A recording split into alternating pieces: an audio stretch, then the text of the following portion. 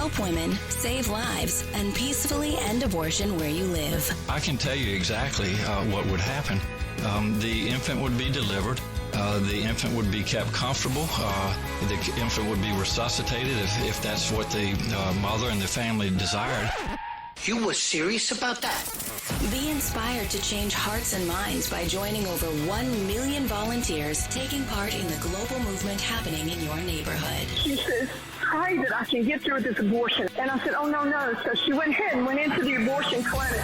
And she just came out. She told us, I'm not going to get the abortion. We just had a baby saved. We had a baby saved in Memphis today. Praise the Lord. This is the 40 Days for Life podcast with your host, Sean Carney. Hello, and thank you for joining us today on the 40 Days for Life podcast. I'm Sean Carney, the president of 40 Days for Life, and your host for this podcast, which is dedicated to helping you end abortion where you live. July of 2024 is almost over. The day this podcast comes out is Tuesday, July 30th. 2 more days until we get out of this month of absolute unprecedented chaos. We, as a full disclaimer, are recording this podcast a week before. And so, I don't know. It starts raining cats and dogs. In the meantime, we don't comment on that. I'm sure there have been other developments. We're hoping that things have remained calm during this week between us recording and this coming out. And we look forward to what I'm sure will be a very normal August and election season in all. One thing that will make the fall very, very normal is one of the largest 40 Days for Life campaigns ever. We are so excited. We just trained a record number of local leaders in Nashville at our leader symposium. We are hitting the road to some of the most pro-abortion cities in the country during the month of August to train more leaders. We'll train even more in early September. So it is awesome. And 40 Days for Life is spreading some good news and some positive messages during this time of upheaval. But the upheaval is something we are going to address, and what the assassination attempt on President Trump means for the pro-life movement, for abortion, what the resignation well, he didn't resign. He stepped down or suspended his campaign, what that means. We'll talk about some Kamala Harris and abortion, and we will get into all of that on this podcast. So joining me, somebody who would definitely, hopefully doesn't leave his job to take over the Secret Service, is Mr. Steve Carlin, who joins us from Wisconsin. Steve, how are you? Hey, I'm doing great. As you so eloquently recapped the month of July, Sean, and you summed it all up with I don't know. It reminded me of one of our favorite lines of one of our favorite movies, Christmas Vacation. Get kicked by a mule, eyes go crossed, fall in a well, they go back. I don't know. And I think that's about as good of an allegory as we can use for whatever has just happened in the United States of America. And, you know, all these overused words that you have to keep using. Unbelievable, unprecedented, never seen anything like it. Like, it's just, you know, I had meetings with people in the media, and they said that their careers, they've all been in for decades, they've never had a time like this where you have like 14 news stories that would be 4-day or week-long news stories.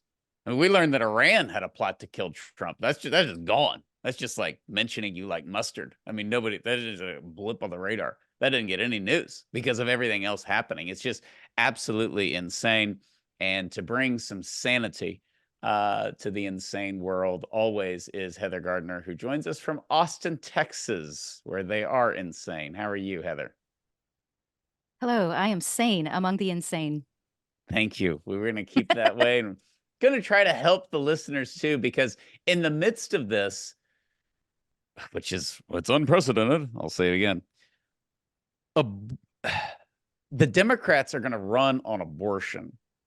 And so abortion is just sort of at the center of all of the chaos. And we're also going to talk about Trump and JD Vance. There's some accurate things about how great they are. There's some inaccurate, there's some rumors about how they're the worst pro-life ticket ever. So we'll address all that and look at all sides. But before we get to that, what a beautiful summer for 40 Days for Life. We had a record number of leaders that we trained in Nashville at our leader symposium. I mentioned that. It was just absolutely awesome. It was beautiful. We'll get to how it ended in a moment. But, you know, that's a private event. You have to be a local leader or on your local team. And Steve, I noticed this year we had more new leaders or first-time symposium attendees than ever before, and everybody was just so excited. It was so positive before our country started to spiral even further out of control. I think it was our best symposium ever. We've talked about kind of just the pendulum swinging where everybody is elated with Roe being overturned, and then we get some challenges, and there's some overreaction to those challenges as though we didn't anticipate that there would be some struggles before abortion ends once and for all. And I think this was just what the doctor ordered. There are a lot of people who are just kind of weary. They're frustrated with some of the negative developments that they've seen out of pharmacies selling abortion pills and the DOJ trying to silence pro-lifers and just everything we've seen. And I think that from the very opening speaker, from the Nashville Dominicans, there was just a message of hope, that we stay the course, that God is in charge, we entrust it to him, just as we have from the beginning. You know, we've seen a lot happen at 40 Days for Life since the beginning, the Obama administration, the Trump administration. There's been a lot of back and forth, but I think this was just a nice reset to remind everybody that God's in charge. We're going to do our part, which is prayer, and entrust the rest to him. And I think a lot of people who are just feeling a little bit maybe frayed along the edges came away with a lot more energy and rejuvenation. Yeah, it's always beautiful, and thank you to all the donors who help support that event. It's one of the most popular things that donors want to support because it just goes right to the front lines. Because we're either almost about, how many times do we hear, I was going to quit and then I went to the symposium and I'm going to keep leading 40 Days for Life, or I had no idea that I wasn't alone. And I think that's part of the positive part, and it is a lot of inspiration, but of just being together. But the few days we are together, Heather, we're able to train on really relative topics. I mean, we had the panel with all of the doctors and the abortion pill and abortion pill reversal. We had legal training. We had how to get into churches.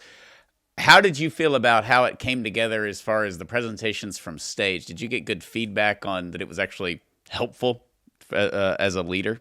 I've gotten nothing but so far good feedback from leaders, both from 365 leaders who were in attendance at the symposium and also from just other people that I know that are running campaigns during the spring and the fall.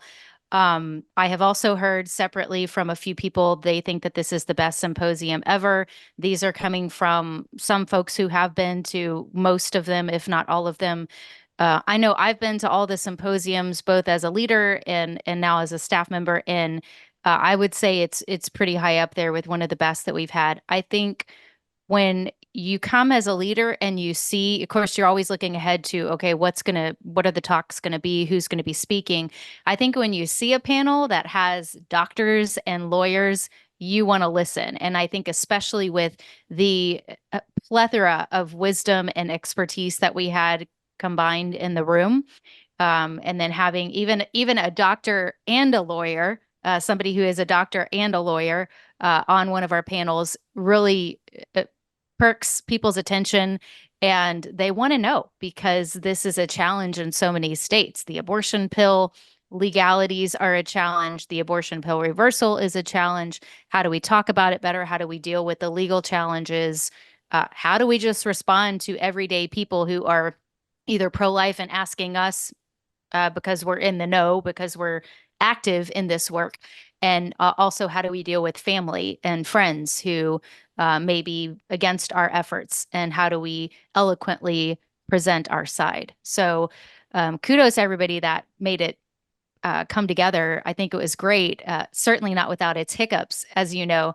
But I'm continuing to hear, even this morning, I was able to receive more feedback about the symposium from leaders, and then some who were really, really, really, really sad that they missed it.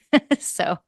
Yes, and we tell the leaders, you gotta go. You gotta go to the symposium. It's going to be in Houston next year. We try to move it around, but it's always best when we come back to Texas, where we're based, and it's certainly easier on the team. And everybody loves coming to Houston, and it's always a great time. I mean, when you look at how efficient it is, and it's free to the leaders. Obviously, I want the listeners to know that we pay for everything, and they love it. I mean, but Dr. New spoke, Dr. Michael New, who we always said is the brain of the pro-life movement. He was fantastic, and he himself is also a 40 Days for Life leader in the midst of being a professor and a genius. And the panel with Ramona and Dr. Haywood Robinson, I mean, a former abortion doctor and a former Planned Parenthood manager. It was just, you just got everything. And it sounds, I'm sure the listeners are going, this thing must have been, gone on until midnight. It didn't. We stayed on time. Steve is the MC, as you would suspect. And between the Friday night dinner and then the all-day Saturday event, it was really, really awesome. And thank you all. Y'all both did a great job. And thank you to the leaders. It was so good to see everybody. And at the end, we take our picture.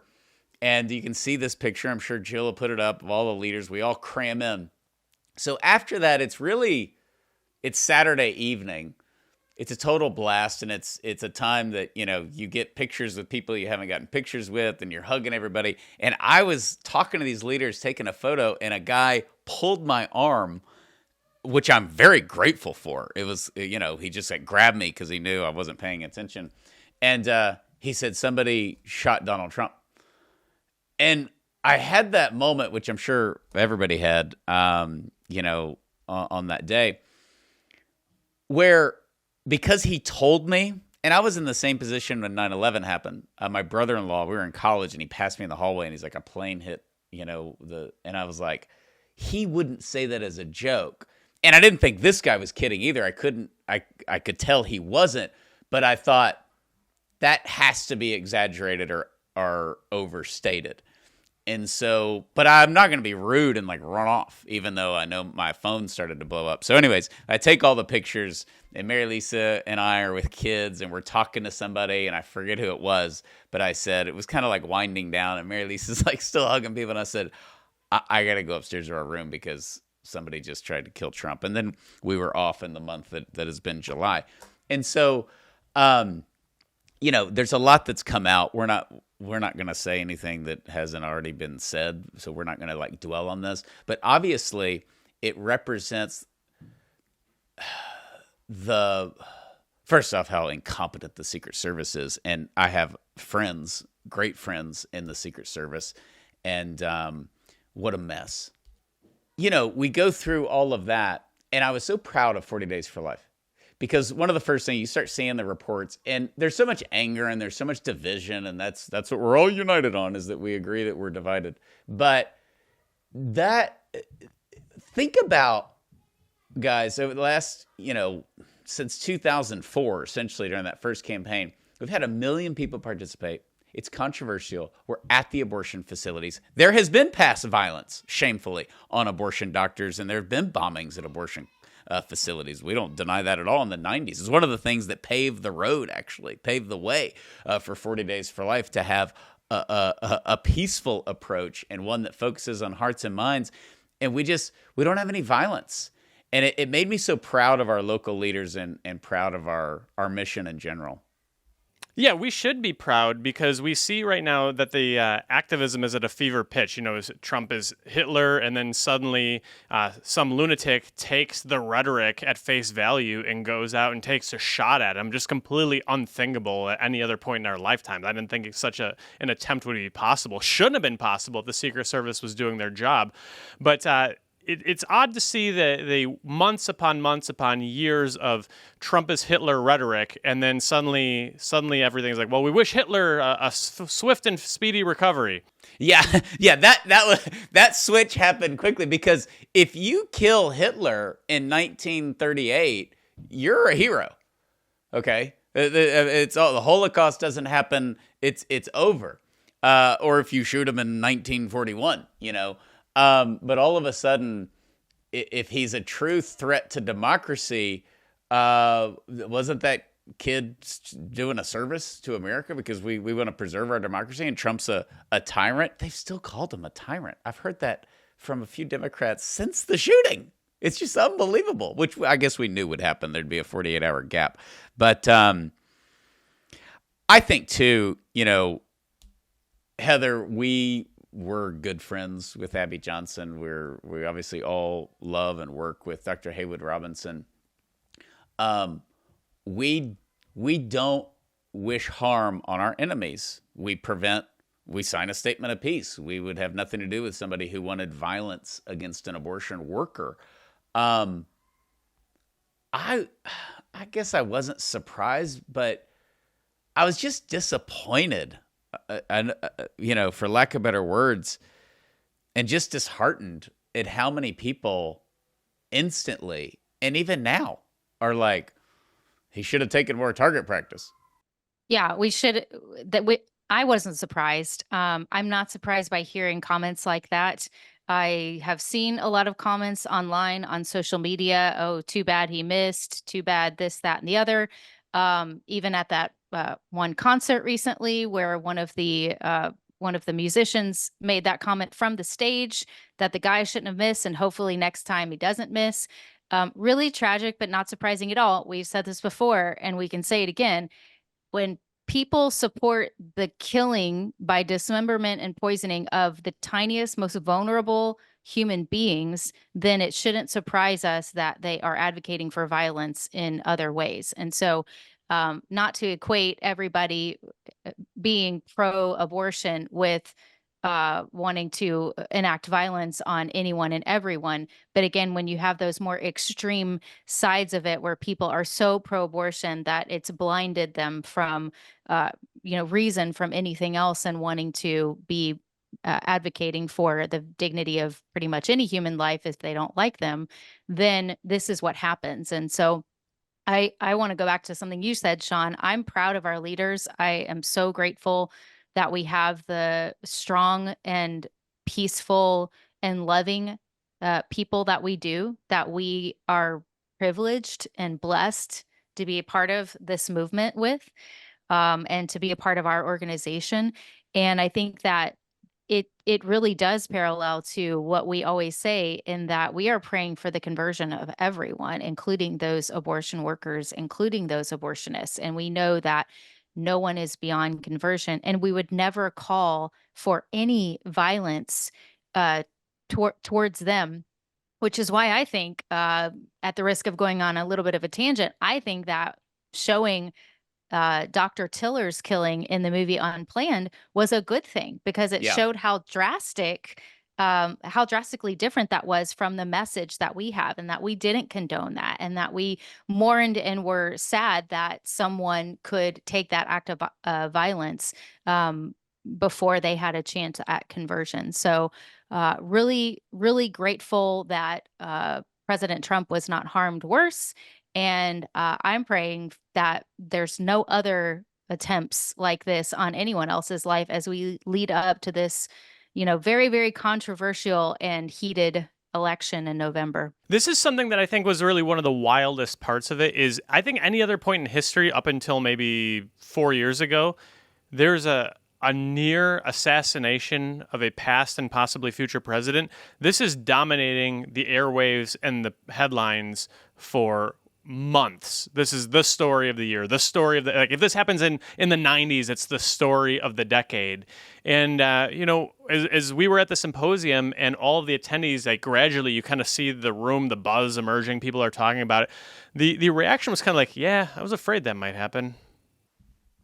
That was the other thing. And I once I turned on the news, it is Reagan was shot and lived, so that's the last, assassination attempt on a president.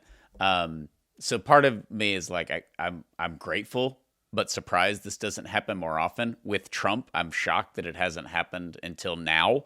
And I wasn't surprised at the response, but I just thought, I thought it'd be a week. I was hoping for that, but it wasn't. It was pretty quick. And the other thing that we have is the beautiful and inspiring example of Corey, the fire chief, who covered up his children and died for them and was killed by the gunman.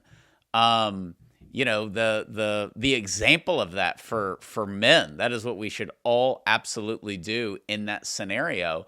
And you know, there were other people that were wounded but have survived, which I don't understand the theory. And this is where you have to have some kind of self-awareness that you're losing your mind. Like, Trump staged the assassination attempt.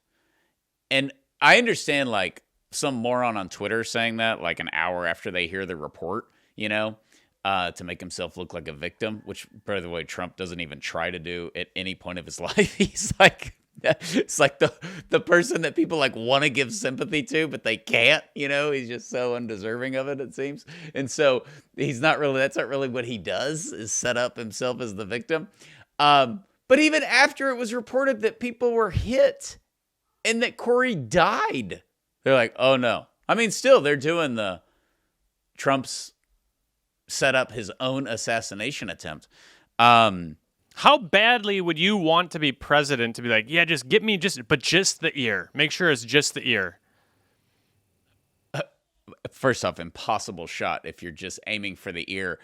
And by the way, that shot, especially with an AR-15, 130 yards is nothing. You could take a 12-year-old and in 5 minutes they'd hit it, you know, 80% of the time. It's very, very easy. People don't have no idea how close that is, because I thought it's a real talented like sniper with a 308 rifle or something, and they're way off and all that. And they show the building in the diagram that we've all seen 100 times, and you're like, what? I mean, I know a little about security because of our 40 Days for Life events, and I have a lot of family that work in law enforcement, but I don't know that much. But if I went out there that morning and I was in charge, I'd be like, well, we definitely need to be on those buildings. I mean, it's we don't want to get into that because a lot's going to come out, but it's just absolutely insane how much. And then you're inviting the people saying, well, they were in on it. And we're starting to get that with the JFK stuff and all that. And they took out JFK. They tried to take out Trump. So it's just a total mess. But so that happens. And then they have the convention. And this is the next segment of the podcast. So we want to talk about JD Vance. So I met JD Vance at a Catholic conference actually 2 years ago. He was one of the keynote speakers. I met him. His talk was great. I had no idea who he was, no clue. Actually, couldn't figure out why he was speaking. And then he was running for Senate at the time. And then I heard about his story and, of course, the Netflix movie and all that cool stuff. And he had converted to Catholicism. So that was the reason he was speaking at this conference. And he was very chill, very easygoing, all that stuff. But let's talk about him as a pro-lifer and what we kind of know and don't know. He started as just 100% pro-life. And between Trump and Vance, so I got in a lot of trouble, and I didn't know what I was tweeting was controversial. I tweeted out, which I stand by today, but we'll discuss it because Heather knows the facts. I said that Trump Vance is the most pro-life ticket in the history of our country. Basically putting that against Bush Quayle, no. Definitely not George W., who gave us Roberts. Not Obama.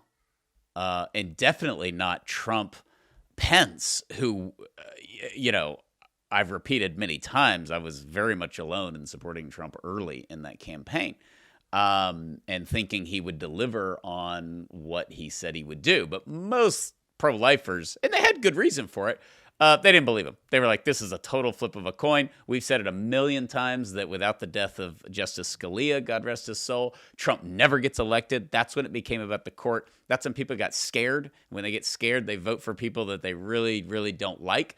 And that's exactly how Trump got elected. Then, of course, we have Trump's record now. So I didn't think it was this huge claim. Trump is definitely more pro-life than Reagan, for sure, especially at the time he was running. Ronald Reagan got the same scrutiny from the pro-life movement. He was pro-choice, and then he became pro-life. So, he didn't really do anything for the pro-life movement. Trump went to the March for Life. So when I say Trump Vance is the most pro-life ticket ever, I'm saying that as a pro-lifer. I think you can say it as a reporter. I think you can say it as a pro-abortion person. I think you can say it as an abortion doctor. I just think that that's accurate, but I could be wrong, Heather. Am I wrong? I think that when people hear you say this is the most pro-life ticket that we've ever had in our history, people conflate that with these are the most pro-life people we've ever had in our history. Oh. I think that's part of the controversy. And rightfully so. There's a lot of pro-lifers who are very frustrated because we have seen this huge victory just over 2 years ago now, that so many people that we have worked alongside have been fighting for decades in the overturning of Roe versus Wade, which God bless them and thank God for all of them and their efforts, who came before us. And now they want to see abortion completely abolished. And I think all of us want that. I think we all want to see a beautiful culture of life, and we want to build towards that. And so we want to move forward with abolishing abortion and not risking our states having constitutions changed, where abortion is essentially instilled in that. And so if you have any of these politicians who are pro-life, who identify as being pro-life, and they are fighting against any of these efforts to completely abolish abortion, that's very problematic in a lot of people's minds, because they are doing a disservice to not the pro-life movement only, but to babies and women. So rightfully so, people are frustrated. But it doesn't mean that what your claim is, what you tweeted, Sean, is inaccurate. When we're looking at their records, when we're looking at what they've done so far. And so we do have to be careful not to conflate those two things, pro-life ticket versus the most pro-life people ever. Yeah, and I can see how people see that. But yeah, I tried to make it clear that this was the most pro-life ticket, which when you compare it, like I did the run through, it's just not even close to any of the other Republicans. Steve, what do you think? I think I understand the blowback that you got on that, because you've got both Trump and Vance saying that they support access to the abortion pill, and it's hard to say that that's pro-life. But I think it's sort of a paradigm shift. It's not pro-life. It's not right. Pro-life. And I think there's a distinction that we make here, because pro-lifers have become so accustomed to, for so many decades, pro-life politicians who say the right thing to get their votes and to get their campaign contributions, and then don't do anything pro-life in office. Here we see kind of an inversion of that. They're not really taking a strong pro-life stance on the campaign trail, but when you look at their record, particularly Trump's from his first term in office, it's undeniable, as you've said. And so I think the only comparison that I can think of really is when Obama was campaigning and saying that he was against same-sex marriage. There was never a bill about same-sex marriage that was going to come to his desk for a signature or a veto. There never was. It was handled in the Supreme Court. And so I think, something Trump said, he said, you got to get elected. And so I think we wait and see if he gets elected. What is it that he does? We know at the very least that he's not going to be looking to put pro-lifers in prison. That's something we know for a fact. Yeah, well, let's get to the free speech part in a minute. But if you want to address, so the reason I would yell at me is the inaccurate part is people are saying, no, he's for a 15-week ban. No, he's not. There were some pro-life groups pushing for a 15-week ban. Trump thought it was too extreme. Like 15 weeks is a long time. It's like we just overturned Roe, and he rightly rejected that. I mean, he was very pro-life in that position because a 15-week ban, when you go to these 25 states that have all-out banned abortion or highly regulated it, all the heartbeat bills. I mean, look at the work cut out in Florida and Texas and Tennessee during election season. If he comes out and says, I'm going to do a 15-week ban, all those states would lose. They would lose. They would say, you're extreme. This is your pro-life president, Donald Trump, who you say overturned Roe v. Wade, and even he thinks abortion should be across the board in all 50 states, 15 weeks. It would have been a disaster, and Trump rejected it. Many people don't know that. Like, he toyed with it. We criticized him highly. I criticized him a lot in interviews when he was toying with doing the 15-week ban, and thank God he rejected it. And I don't believe Trump on a lot of stuff. And I apply that to this. And I don't believe Vance at all. I think that they do the abortion pills and, all of that, the Republicans were set to completely compromise and implode on the abortion issue. That was definitely going to happen. And I don't know any of the details of it, but they didn't. The platform did not end up being as bad. And basically what we got is their 4 abortion pills and their 4 exceptions, which are horrible, but that's what politicians do. But when they say, which I don't think Trump should have said, he said, you got to get elected. And he shouldn't have said that, but that's what he's doing. That's what he's doing. Everything for his entire life has been on the table.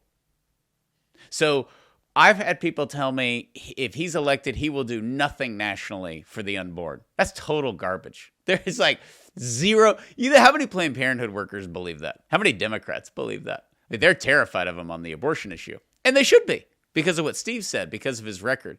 So when he's running around compromising, looking like he's not pro-life anymore, I just don't believe him. I think he's a politician and he'll say anything to get elected, and it's to our benefit in this one candidate. It's been a disaster throughout the history with other Republicans. They say things to just get elected, then they do nothing. He'll say anything, the wrong things, to get elected, but then he'll do the opposite for our cause. Steve, I was watching on YouTube the other day. I went back to the Hillary debate. He said, and it all happened. It's actually kind of funny. First off, he said he'd defund Planned Parenthood. No Republicans even near that. And he said that he would put 2, maybe, and probably 3 pro-life justices. Like, he said that, and that actually happened. But he did something else that most people don't know or care about because Americans are so focused. He did, because of Paul Ryan, Steve's best friend in Wisconsin, because the Republicans were so useless in January of 2017, he couldn't defund them then, which they would be over. They'd be gone. Planned Parenthood would be in the history books if he would have done that in 2017. The Republicans would have done it. Trump wanted to. They didn't do it. But he did defund Planned Parenthood International. And we saw the results of that in Latin America and Africa. But I just think based on the record alone, aside from being the only presidential candidate to ever graphically describe an abortion on air, which he did at the debate this year, he did it back in 2016. The people that say he's totally folding, maybe he is, and I'll, eat crow, but I don't know what that's based on. It's just like they're acting like it's 2016 again. But we know his record. It's politics. This is just politics. And I think that there's a response, which is a reasonable response, to say, oh, well, so it's okay to lie to advance the end of ending abortion. Like, I don't think that. I don't think if Sean Carney or Steve Carlin or Heather Gardner were running for president, I don't think we're out there saying that we're in favor of the abortion pill just so we can get elected. But 40 Days for Life and our mission, we're not political, and we're not political for a reason. We go out there and we pray and we fast and we do community outreach and we educate people and we end abortion that way. We're not a political mission. We're just kind of calling the balls and strikes here. This is what we think they're doing. Whether it's the right thing for Trump to say that or not, I wouldn't say it, but we're not trying to get him elected or not elected. We're just saying what he's saying and why.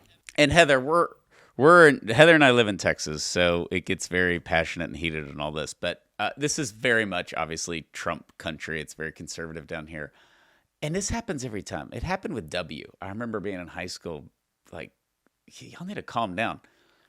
Trump and Vance are not God.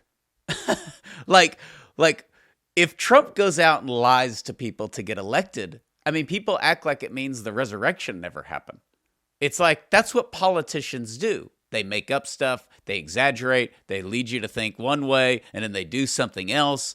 And what I'm saying is that in the summer of 2024, after Roe was overturned, and after all these victories, and after abortion being a hot topic and Republicans being fearful of it politically, when I hear politicians who have traditionally been very, very pro-life in their talking points, when I hear them trying to cave, I kind of join the liberals and I say, I just don't believe you. Your record says the opposite.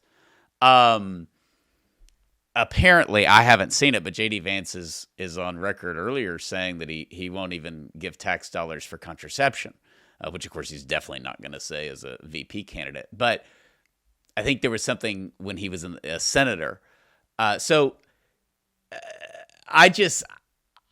feel safe about these about that ticket if you're a pro-lifer. Now, if the people that are just like, I hate Trump because I hate him, I mean that's personal preference and all that.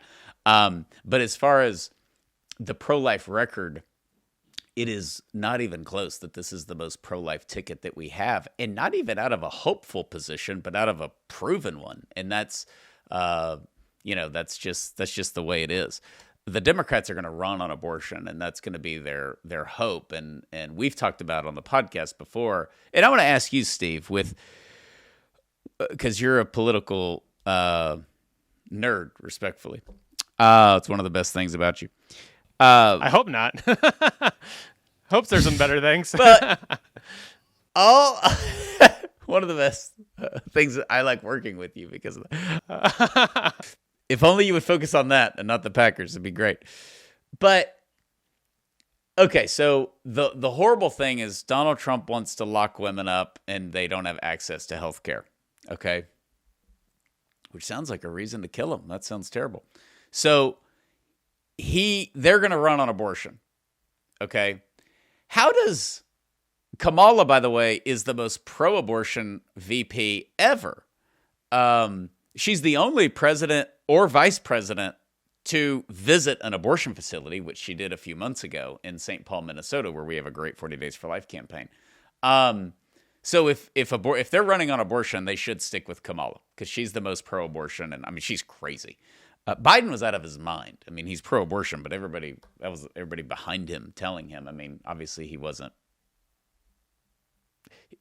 It's not that he wasn't fit for office. He wasn't fit for unloading the dishwasher. And it's terrible what they have done to him on a human level, for sure. His family is some of the worst people I can imagine. Jill Biden is a monster, in my opinion, an absolute monster. No. But beyond that, and we've had some people in my family get, very, very old, and they're these stages, right? I don't know if you could let them go for a walk. I don't know if he'd get back. I mean, it would kind of be like he wanders off of these rallies all the time. So anyways, elderly abuse out the door. But they should run Kamala, and they're going to run. So my question, Steve, sorry for the delay, is does all the drama, the assassination, Biden suspending his campaign, Kamala, the economy, immigration, all these things, does it further bump abortion down? Like if they go out and they just start screaming about abortion for the next 3 months, which is what I think that they're going to do, it's all they can really have to run on. One poll said it's the 6th issue for Democrats. I mean, how viable is that to politically, do you think, now? I don't know, and I don't think anybody knows. I think right now we are such a divided nation, and it's so close that I think anything can happen. We're going to see some surprises. Like right now, I think that Trump is ahead. I think everybody pretty much agrees that Trump is ahead, and if the election were held today, that Trump would win. And whether that's Biden or now Harris, I think that's true. But you just don't know. I don't think that. I don't think that. You don't think that he's going to win, or you don't think that it's... I do not think. I think it. I won't even say it's his to lose, which is originally what I thought after the assassination attempt. I am shocked, and this is if you want Trump to win, this is your bad news because everybody's running around. Oh my God, the greatest convention ever. Which he was probably like the 9th best speaker. Trump's first 20 minutes were awesome, but then I was like, Mary Lisa went to bed. I was like, well, I have to stay up for it. And then he talked for like 7 more hours. But he's still going. The convention was he's still up there. The convention, was awesome. Probably the most iconic picture in the history of American politics was taken after his assassination attempt. I mean, it is probably that and, JFK Jr. at the funeral. I mean, it was just unbelievable. That photo. All this happens, okay? And I'm sitting here. It's like, it's over. I mean, it was over at the debate. He got shot and survived. It's over. Now they're running Kamala, who got 0 delegates in the primary. She's a horrible candidate. She's all of that. Trump never broke the 50% barrier in any poll. That is astounding. So Reagan, was it you that told me that? I forget who it was. No, I think it was the PR people. Reagan got an 11% bump after the assassination attempt. Okay, he was very unpopular at the time. He got an 11% bump. Trump got like 2. I mean, not that this is profound, he is so hated. I mean, the sympathy factor, the whatever, I wish the guy hadn't have missed, all that's very real. And he's just not polling well, considering what's happened. He doesn't even really have a candidate or an opponent. And he's not at like 52%, 54%, 58%. I mean, he's up by 1 or 2 or 3 in all the swing states, which is good. And when you go through, if you want him to get elected, if you go to 2016, that's where you can say, well, Sean, you just throw all these polls out because he was down 3 or 4 or 5% in all those states and he won them all and beat Hillary. But he is not polling well considering the tidal wave of momentum that he has on his side. And today is, what is it? We're recording this on the 22nd. So, we'll get more polls out that show a little bit more from the convention, but somebody tried to shoot him on July 13th. We're nearly 10 days out, and he's not over 50%. Does that worry you, Steve, or is that just like in my head? I'm going to throw out a gratuitous football analogy right now, as we are so good at doing. I'm going to use something that you'll understand, John. But if you've got like the Dallas Cowboys, who you're a big fan of, and they're in the playoffs and it's a huge game, you want as few of variables as possible. You'd like that game in a dome. There's no chance of like someone dropping the ball because of the snow or slipping because of the rain and everything goes down the tubes. You want as few variables as possible right now. And what we're seeing right now is a huge number of variables. We had an assassination attempt. We had an assassination plot from Iran. We had the candidate on the Democrat side drop out. We had a debate which set all of these wheels in motion. Nobody knows what's going on. And so I'm not saying it's a coin flip. I think Trump is favored, but if anybody thinks that this is over, I don't know. I don't think it's over at all. I think there are so many things that have happened and so many things that can happen that you're just hoping it doesn't rain and it doesn't snow for that playoff game because I mean, Trump is like, his floor is like 47% and his ceiling is like 49%. And if he gets 49%, he wins. If he gets 47%, he loses. If it's 48%, it's close. You hope that RFK does well, I guess, if you're in the Trump campaign. I don't know. I think if I had to handicap it right now, I'd say I think it's like 60-40 that Trump wins. But that's close to a coin flip. That's a landslide, though, that you think it's 60-40. No, I don't think it's going to be like he gets 60% of the vote. I think it's 60% that he wins, 40% that he loses. Okay. Yeah. All right, Heather, I got a question because he is very beatable. I'll just say that. I think that there is just a greatest convention ever and the picture and the iconic, but I think people mean what they say, like, praise God, I'm glad he's alive. I'm not voting for him. But nothing is free, Heather. And the reality is his, in my opinion, bad talking points. I understand them. I don't agree with them. I know why he's doing it.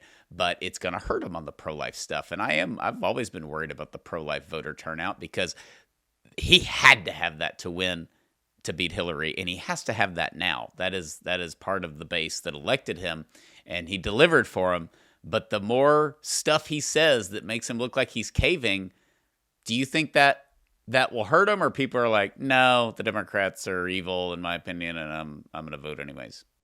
I can't put it in on a measurable scale because I know so many people who are so frustrated with Trump and his lack of very strong pro-life commitments, it seems, in terms of the things that he said, such as calling out DeSantis for going too far in Florida, for which we criticized him for that.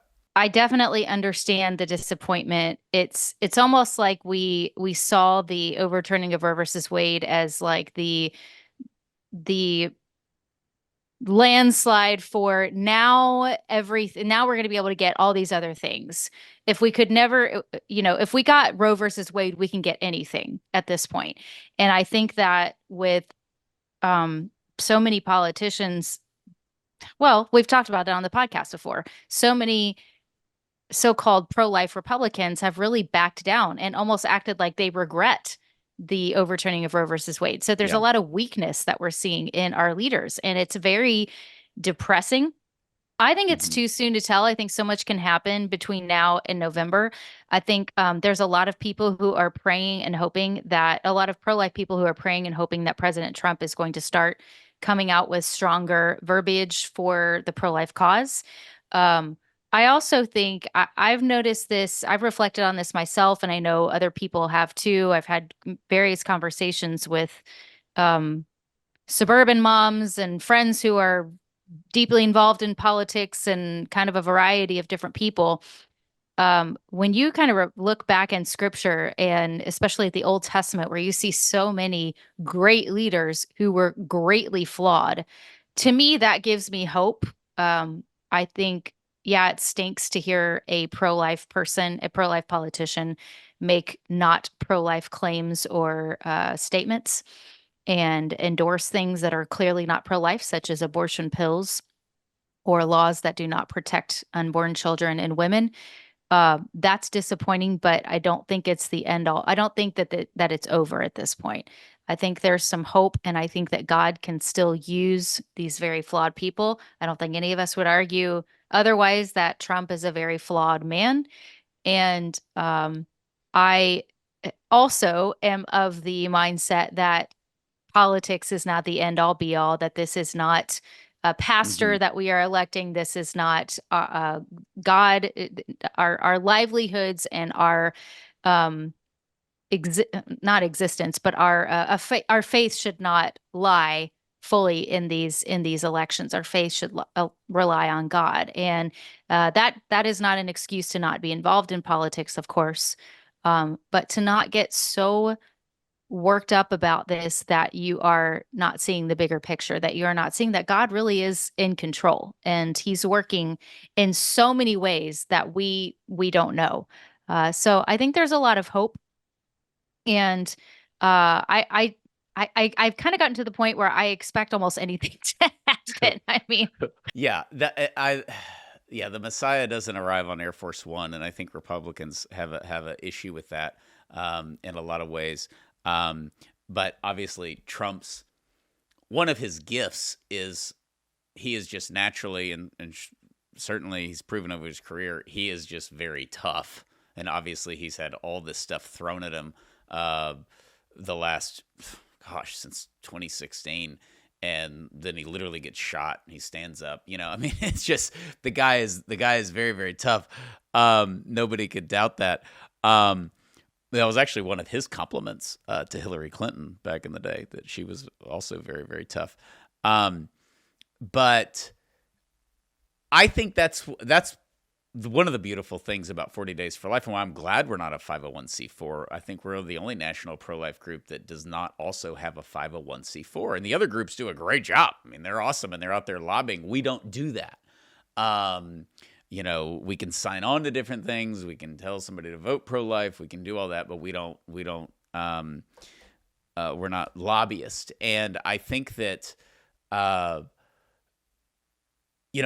whoever wins the election, 40 Days for Life transcends time and culture, because abortion's going to continue either way.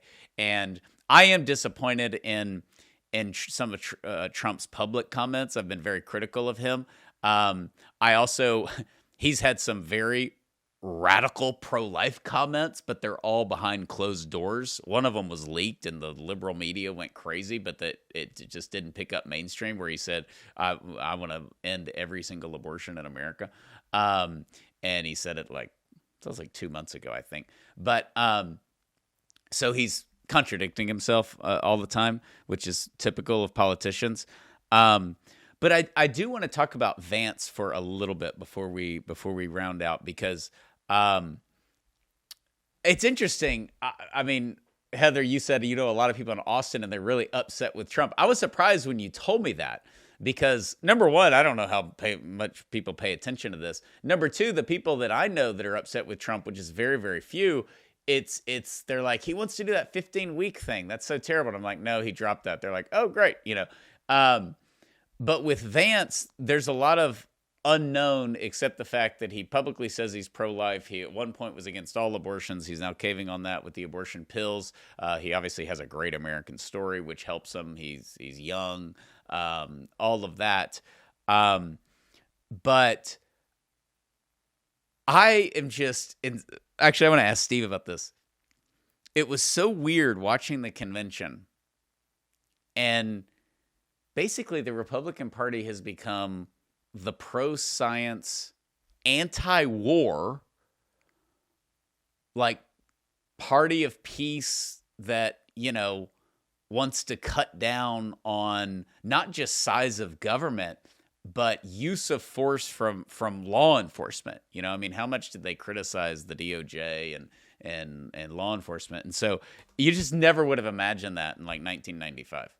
No, or 2012. The Republican Party of George W. Bush and Mitt Romney is gone, and there's no indications that it's going to come back. There have been a lot of commentaries on the Reagan Republican Party being gone, and that may be true, but the Romney, imagine if you go back 20 years ago, George W. Bush is running for re-election, and you find out that Republicans are the party that is anti-big corporation and anti-big business and, increasingly pro-union, all of these things. I don't think you would see them coming. This is kind of a reinvented party here, and we don't really know where it's going to go. There's a lot of things that I'm encouraged by. There's some things that make me scratch my head. I think what we see right now is, I think Trump is kind of taking pro-lifers and conservatives for granted. And I think he thinks, and he might be right, he's probably right, that he's earned the right to do so. Hey, I put my money where my mouth is in my first term. You know who I am. Now I'm going to go after the moderates who are concerned about the immigration and concerned about inflation and concerned about workers' rights and concerned about the pharmaceutical industry, all of these different things that we would never see the Republican Party taking a big stance on. And of anybody in Congress, JD Vance, I think, is probably most ideologically aligned with Trump's vision for this remade Republican Party. So who knows? I think I wish I had some more incisive analysis so that we could say this is the roadmap and exactly where this country, where this candidacy, where this election is headed. But right now, all we can do is speculate. And a year from now, 6 months from now, 5 years from now, we'll be able to look back and see what we got right and what we got wrong. But there's a lot that's up for grabs at this moment. There are one thing that I'm optimistic about, or I think it's just the gut feeling of the overall country, that will dramatically help the pro-life movement. But I think it'll also cause Trump and Vance to publicly look wimpy on abortion, is the chances of a red wave where they get the House and the Senate. Because if you tell me that Trump's elected and he has the Senate and he has the House and he's not going to do anything nationally on abortion, I'll tell you you're crazy, because you are. Well, remember, they got a filibuster there. Everything needs 60 votes to be able to get through in terms of legislation. So I'd be surprised if these types of things get to them. Maybe a defunding of Planned Parenthood if they're ready for that this time. But there's still a lot of limits to what they can actually accomplish, even if they have the Senate, anything shy of 60 votes. And there's 0% chance of them getting anywhere near 60 votes.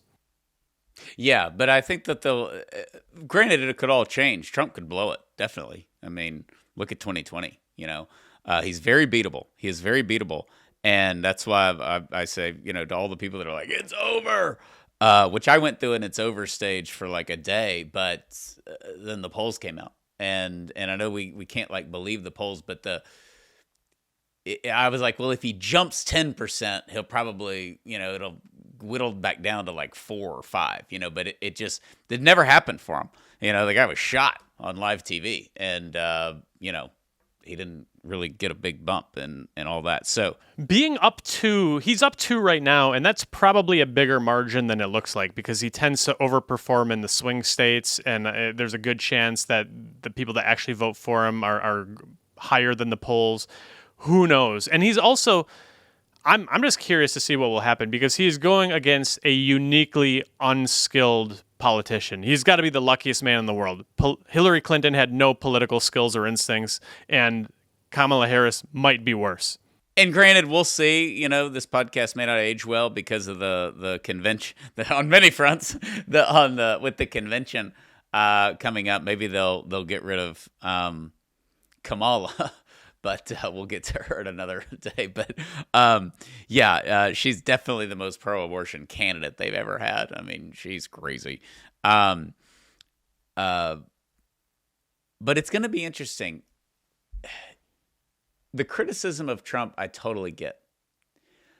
But the group of people who are getting off the hook when you compare what Trump says to these Republicans down the ticket, they're the reason I don't think we'd be able to defund Planned Parenthood. They're the reason I don't think, and that's the thing. They are really compromising in some of these Senate races and these congressional districts. The Republicans are totally compromising on abortion way more than you hear Trump do. That's why, God forbid, Trump escalates the rhetoric. It's going to be bad. I am glad that I've seen him go on offense a couple of times where he brings up the 40 weeks and the late term abortion and you people are crazy. You want no restrictions on abortion. And I think he should continue to live there. That's a good place for him. But yeah, it is definitely going to be interesting. But what the last few weeks have shown is that we desperately need God in our country. We need God. We're just out of control. We're totally out of control. And this is what happens when, you destroy the family, and you create a violent society. You create a society where people put all their faith in politics because they don't have family or they don't have God. I mean, that's one of the big problems, I think, in America, is that if you toss out God and you toss out family, people will fill that vacuum. They will find a passion. It could be video games. It could be politics. It could be violence. It could be self. But that is what we have to restore, and that's why all of this boils down to basic hearts and minds. But we wanted to touch base on this because we had recorded a lot of podcasts and we're traveling and training leaders, and we're going to continue to do that through the month of August and September. So please pray for us. But we wanted to address some of this from the abortion perspective. Obviously, you can get so much feedback and analysis from other outlets. But pray for our country. And pray for the 40 Days for Life leaders. All this said, the enthusiasm going into the fall campaign has never been higher. It's so positive. It is so positive. And that was one of the things that I enjoyed about the Republican convention. Not only was it well run, which I look at on ways to improve ours, but just the overall themes from stage were just positive. And except for maybe Trump's talk, but overall it was very, very positive. And I think that's what our nation needs. And we have a lot of good news to share. It doesn't mean we live with our heads in the sand, but it means that we look at things that we're actually winning on the culture front, and definitely we're winning the fight for life. And it is going to be harder than it ever has been because of these victories. We now have kind of a bullseye on our back.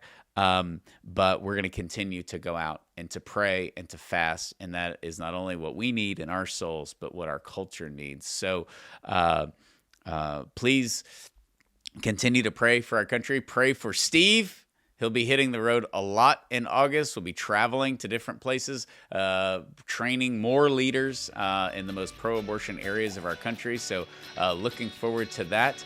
But other than that, please rate, review, share this podcast, and we will see you next time. God bless you.